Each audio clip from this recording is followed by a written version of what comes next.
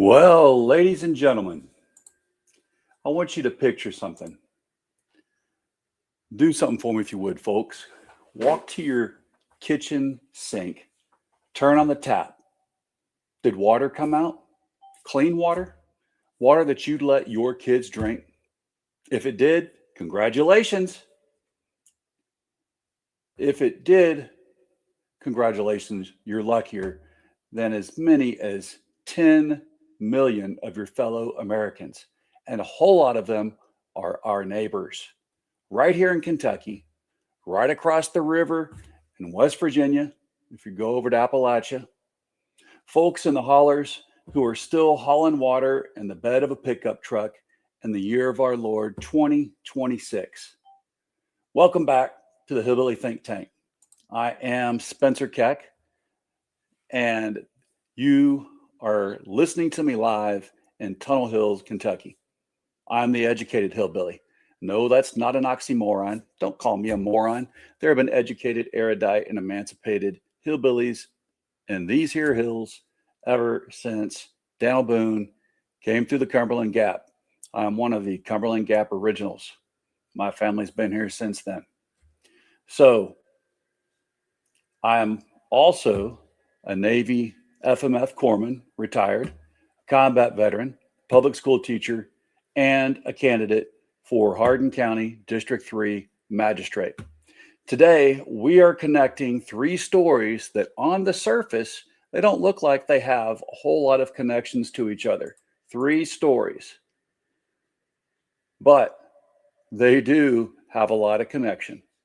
Dirty water, flesh-eating maggots, and a corporation suing a small Kentucky town for the crime of asking questions. But folks, these three stories, again, they are the same story. It's the story of what happens when government oversight gets gutted and corporate greed fills the vacuum. And it's a story that ends right here in Colesburg, in Younger Creek, in Tunnel Hills, in Burns Hollow, and Patty Hollow, and out by Buffalo Lake, and all through Elizabethtown. So let's go ahead and dig in. Segment 1, the water gap. We can't prove it. Straight Arrow News ran a piece this week about an 81-year-old woman named Rosa Runyon in McDowell County, West Virginia.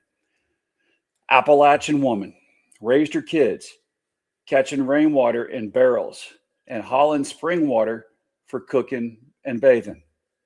She and her husband, at 83 years old, laid their own pipes to pull mountain water out of an abandoned mine. When those pipes froze in winter, that old man climbed the hill with a torch to thaw them. In her neighborhood, they say half the folks have died of cancer, including her husband. Asked if the water could be to blame, she said, "I know it's a possibility, but we can't prove it." We can't prove it. Y'all sit with that. She can't prove it because nobody's counting. Think about it. There is no comprehensive federal system that tracks whether Americans have reliable running water. None. Since 1990, the government has been systematically stripping water and plumbing questions out of the data it collects. The working toilet questions got pulled from the 2020 census under the first Trump administration. You can't fix what you refuse to measure. And let me tell you something I learned as a hospital corpsman in the United States Navy, serving on naval ships and with Marines in the field in combat. When the patient's vital signs aren't being monitored, that's not an accident of paperwork. That is absolute, utter neglect. Here's the kicker on cost. The average American family with plumbing pays about $1,100 a year for water. Families in the water gap They spend something like $16,000 a year hauling it, buying it bottled, burning $300 a month in gas, driving 40 minutes each way to a filling station, a water filling station. The poorest people in America pay the most for water. That's not a free market. That's a rigged one. And these are not strangers. The water gap runs right through Kentucky and West Virginia, even parts of this county. And they dig deep. Appalachian Water Project is working in 6 counties around the state. Teachers and police officers, people with jobs who can't afford the hookup fee to a water line that runs past their own front porch. Remember when we electrified rural America in under 20 years? Government did that, not the market. The market looked at the haulers and said, not profitable. It took public investment and public oversight to wire up my papaw's land and your papaw's farm. Water deserves the same. Instead, we get a $1 trillion backlog of crumbling pipes and a government that quit counting the people it left behind. Now, that brings us to our next segment. Segment 2, the screwworm. When you fire the watchman. When you fire the watchman is something that we're going to be talking about a lot in this show. A warning of a potential outbreak of the New World screwworm after the Department of Agriculture confirmed 5 cases in the U.S. so far. It comes after the USDA confirmed the first case in more than half a century last week. The flesh-eating parasite had previously been eradicated in the U.S. The agency is now planning to spend about $750 million to build a facility in Texas that will produce sterile screwworms in hopes of pushing this pest out of the country. The facility will produce about 300 million insects weekly, but it won't be operational until next year at the earliest. The screwworm poses little risk to humans, but officials say it can be deadly for livestock and pets. Officials are warning of a... So, this is story number 2. The New World screwworm, a flesh-eating parasite we eradicated 60 years ago. And it's back again inside the United States. So we just got to think for a minute about what that means. 60 years of eradicating something that was and is terrible for our livestock and for our pets. So the New World screwworm, again, that flesh-eating parasite that we eradicated, it's back. It's back, baby. Confirmed cases in Texas and New Mexico. Cattle, even a family dog.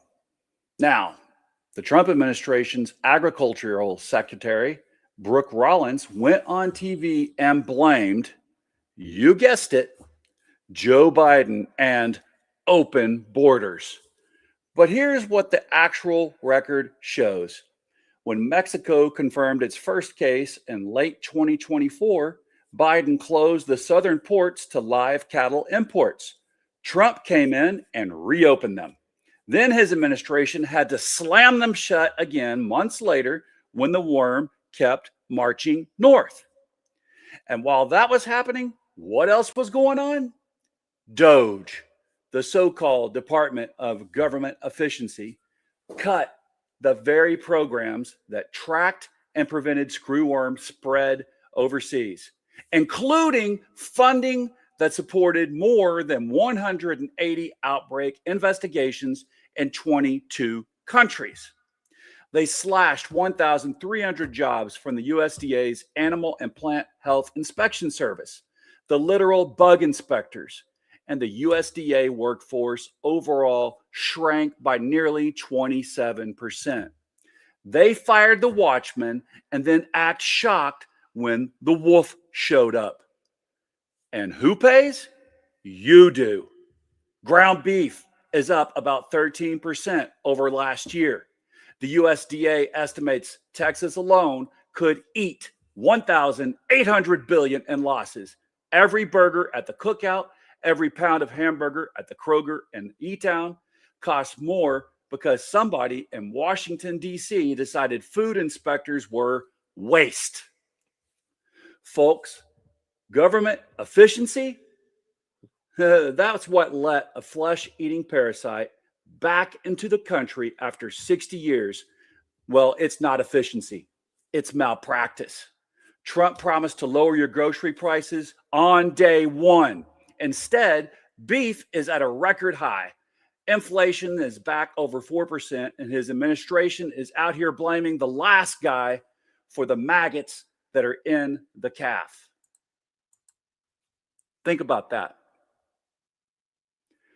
The life cycle of a screwworm is only about 45 days. It's been over 400 something days since Biden was in office, but they still want to blame Biden. Nope, not buying it myself. This brings us to segment 3, Cave City, Kentucky. A corporation sues a Kentucky town. So we're bringing it home, y'all. 45 minutes down the road on I-65 from where I sit right here in Cave City, Kentucky, right next door to Mammoth Cave, a company called Kentucky Industrial Alliance, LLC, wants to drop a data center on 380 acres of farmland on Doyle Avenue. The people of Cave City did exactly what democracy is supposed to do and what it's supposed to look like. Their elected council had public meetings and passed a 12-month moratorium, a pause, so they could study what a data center would mean for their water, their power bills, and their land. And what did the corporation do? It sued them. It sued Cave City. Imagine that. Being sued because you want to study the effects on your water, your power, and your land. Corporations. This corporation sued them. Sued the city, sued the council, sued the planning commission, demanded a judge declare the moratorium unlawful because they'd already invested millions. First hearing is July 20th at the Barron County Courthouse. Let me translate that for you. A for-profit real estate outfit is telling a small Kentucky town, your right to govern yourselves ends where our investment begins. Now, why should you care if you're here in Tunnel Hill or Burns Hollow? Because data centers are coming for Kentucky, folks, and they are thirsty and they are hungry. A big data center can drink millions of gallons of water a day for cooling, and it pulls as much electricity as a small city. Who pays for this? Well, we've talked about it here before. When that big data center drinks millions of gallons of water a day for cooling and pulls as much electricity as a small city, they have to have a new grid built. And who pays for that new grid? Ratepayers. You. Your Kentucky utilities bill. Your Nolan rec bill. Who competes with them for water? Your wells, your utility districts, your farms. Now, I'm not anti-growth. Hardin County knows growth. We landed Blue Oval, and we're proud of it, right? But there's a difference between growth that's planned with the people and growth that's imposed on the people. When a corporation's first move after hearing the word wait is a lawsuit, that tells you everything about whether they ever planned to be a good neighbor. People who want to be good neighbors, they don't sue you before they move into the house next door. All right, so that brings us to segment 4, the thread and what it means for District 3. So what ties these stories together, y'all?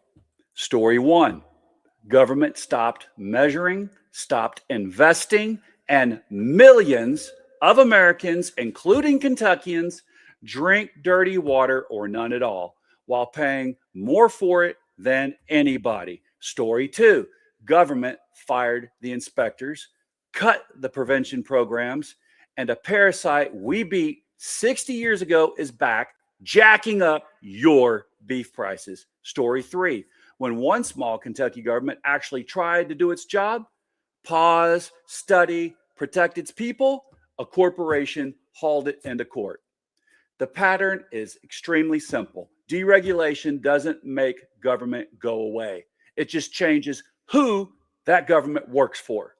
When public oversight retreats, corporate power advances. They poison the water, then sell it back to you in a bottle at a markup. They cut the inspectors, then charge you more at the meat counter. They strain the grid and the aquifer, then send us, the bill.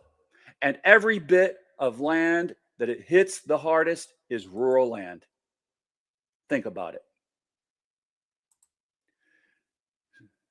Every bit of it, it just lands the hardest on rural people, on us. Now, what does a magistrate have to do with any of this? Everything. Fiscal court is exactly the level of government that decides whether the water districts serving Colesburg, Younger Creek, and Buffalo Lake area get the infrastructure investment they need before the pipes fail, not after. Whether folks out in Paddy Hollow and Burns Hollow on wells and aging lines get counted and connected or get the McDowell County treatment. Whether Hardin County writes zoning and siting rules for data centers and heavy industrial users now, water use disclosure, ratepayer protections, real public hearings, so we never end up where Cave City is. Lawyering up again, a corporation with deeper pockets than our whole county budget, and whether we tell our state and federal partners the truth. Rural Kentucky doesn't need fewer inspectors and fewer protections. We need our fair share of the investment our taxes already pay for. I spent my years as a Fleet Marine Force corpsman, independent duty corpsman, serving Marines and sailors alive. I kept them alive. You know, my days now are spent teaching kids. Both jobs taught me the same lesson. Prevention is cheaper than the emergency. Clean water is prevention. Food inspection is prevention. Smart zoning, it's prevention. Getting all three to hand somebody a tax break or a no big deal, well, that's how you end up with cancer in the hollers, maggots in the herd, and your hometown in a courtroom. So, before we close out, just keep that in mind. Let's see who here we got making comments tonight. All right. We've got Snailter Ego. saying, blaming all of that on one other country. Okay. Better Weather says, like the set. Thanks, Better Weather. Snelter. All right. I think that the government is poisoning our wells by deregulation and allowing corporations to come in and having, a heyday. Have to agree. Getting our current military presupposedly fused with Israel's military, it's sickening. Yeah, we did a bit on that the other night. The Better Weather. Ounce of prevention is worth a pound of risk. And I've absolutely got to agree with that. And I absolutely do agree with it. I mean, that's an old saying that holds true forever. That's why we still talk about it. An ounce of prevention is worth more than a pound of cure. We know that. And if I didn't prevent the water on the Navy ships that I served on from being infected, that was a terrifying prospect. So that's what we're looking at. Who is going to keep our water safe? Who's going to make sure that our aquifers don't get dried up? Who is looking at that? Think about it. We're all on the same aquifer from Bowling Green up to here. There's one very long cave network that is a very large aquifer. All right, y'all. So, in closing, Trump promised cheaper groceries. Beef is at record highs. We know this. And we're living with it day in, day out. There's no denying it. We also know the cheaper groceries aren't here when beef's at the record high. He promised to fight for the forgotten man. The forgotten man is hauling water in a pickup. He promised to drain that swamp. Instead, his people drained the agencies that protect you, and they left the swamp to the corporations. I don't care if you've got a Trump sign in your yard or a Bashir sticker on your pickup truck. Ask yourself one very serious question. When the company comes to your road for your water, for your power, for your land, who do you want sitting in fiscal court? Somebody who's going to roll right over, or somebody who will read the fine print, demand the public hearing, and fight for you the way your government was supposed to? That's the job I'm asking District 3 to hire me for. So if you would, please like, share, subscribe, and talk to your neighbors. From Colesburg to E-Town, this is the Hillbilly Think Tank, where common sense meets the hard questions. I'm Spencer Keck. Doc out. Remember, everyone deployed. Have an awesome rest of the week.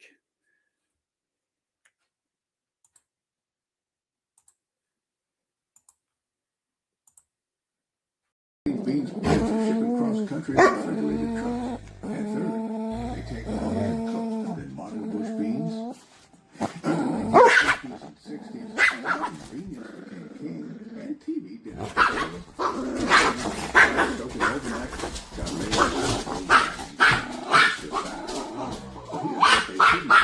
old-fashioned beans, it actually works.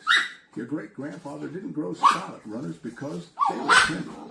He grew them because when the bank foreclosed on farms across the